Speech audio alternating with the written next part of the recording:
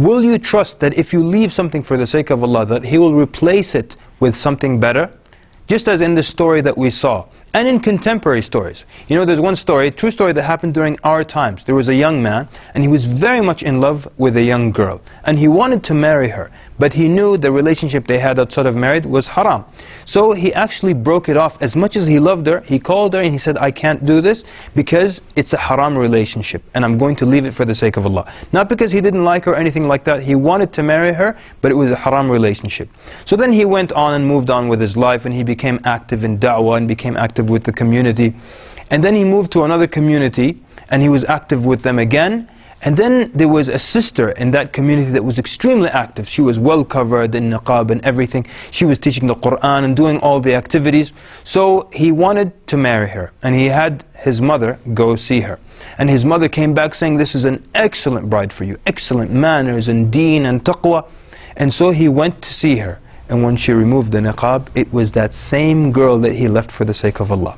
What happened to her was that when he told her the statement, it affected her. And she wasn't wearing hijab or praying or anything like that. And that statement caused her to pray, to cover properly. And so when he met her later on, he got her in a better state than the beginning. Let's go back to our first story. In the first story, the man was offered 500 gold coins, gold dinars. And he left it, and Allah replaced him with 100,000 gold dinars. And in our second story, the young man would have married the girl, but she was not covered, she was not religious, she was not praying, and he left the relationship for the sake of Allah, and Allah gave him the same girl, because even when he left her, he was still hurt and you know, always heartbroken and things like that. So Allah subhanahu wa ta'ala gave him the same girl that he loved, but He gave her back to him, more religious, well covered, and you know, active in da'wah and things like that. So Allah subhanahu wa ta'ala replaced him something better, gave him something better in return. Let me give you this example.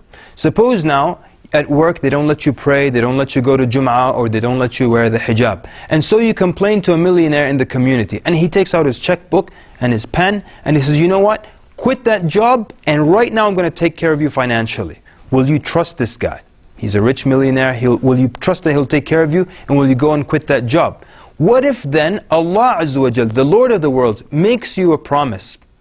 Will you trust the promise of Allah Azza wa Jal? But guess what? The promise has already been made in Surah Al-Talaq in the Qur'an, in verse number 2, the end of verse number 2.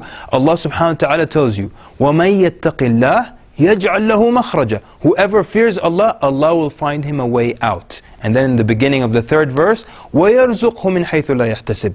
And Allah will provide for him. He will provide for him from where he least expects it.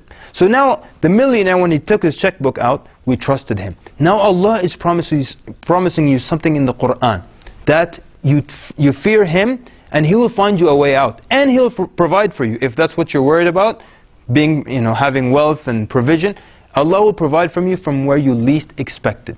So how will you react then? Will you trust the promise of Allah subhanahu wa ta'ala, the promise that He made for you?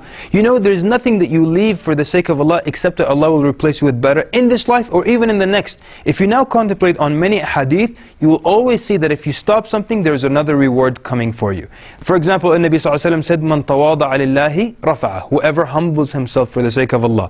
Meaning you leave arrogance, you humble yourself, what's the result? What's the replacement? Allah will rafa'ah. Allah will increase you in rank. Whoever suppresses his anger, he will get this reward in the next life. Whoever gives up arguing, the Prophet ﷺ says, I guarantee him a house in paradise. So anytime you give something up, there is reward. So the question is, do we trust that Allah subhanahu wa ta'ala will reward us with something better, replace it with something better? So look at your life right now, and only you can do this for yourself. See what bad habits you have. See if there's something haram that you do, a haram relationship that you have.